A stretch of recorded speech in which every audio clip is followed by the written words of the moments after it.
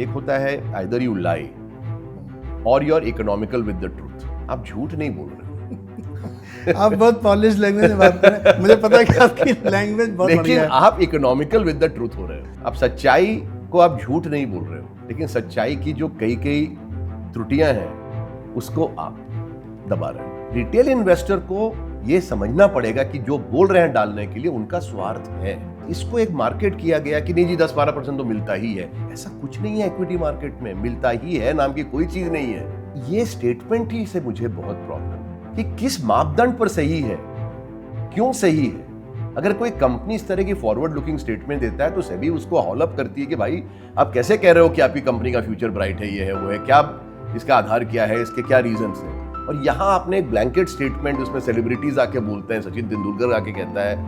भाई सचिन तेंदुलकर को क्या मालूम है इक्विटी इन्वेस्टिंग के बारे में भाई साहब? रोहित शर्मा को क्या मालूम है? ये प्रॉब्लम हुआ है कि stock market has actually made us less competitive as a nation. To understand this fact, today we have become only a hollowed out market. एक कंपनी के पास में आज ग्लोबल लेवल पे कोई है क्या अपनी स्टैंडिंग? नहीं है।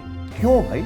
ये $4 ट्रिलियन सिर्फ एक दूसरे को माल बेच के तो बना रहे हैं हम लोग। एक इशू भाई ही 70% तो प्रमोटर के पास ही है। एग्जैक्टली तो 4 ट्रिलियन का 3 ट्रिलियन तो हमारे चुनिंदा लोगों में ही घूम रहा है। वही अमीर वालों को। हाँ, अमीर के पास घूम रहा है, साउथ बॉम्बे में घूम रहा है। आईटी के साथ ये प्रॉब्लम है कि अगर हम 4 कंपनियों ने नहीं किया तो क्या बाकी पूरे 150 करोड़ आदमी मतलब बैठ के क्या मतलब जुनूना बजाएंगे? हमने किया था कि भाई हम एक स्वेट शॉप चलाएंगे, बॉडी शॉपिंग करेंगे, आपको जो अच्छे नाम बुरे नाम देने दे दो। हमने किया कि नहीं किया ना। पूरे देश का मॉडर्न इंडिया का निर्माण हुआ उनके चलते साहब। मेरे को लगता है ये जो 30-40% underweight in a large market is a very big risk also for FIIs कि अगर ये मार्केट चल जाए फॉर वॉट एवर रीजन और आप इतना बड़ा अंडरवेट पोजीशन लेके बैठे हुआ, ये एक डायल है। Our dial is very much towards the zero side for FIIs कि 8% है versus 11।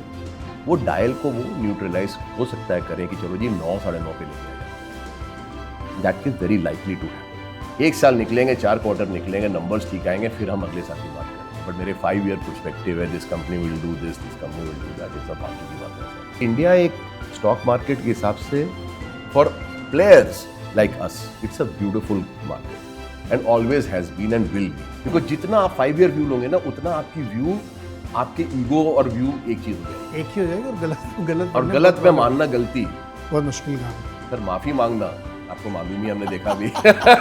It's the toughest job. It's the toughest job.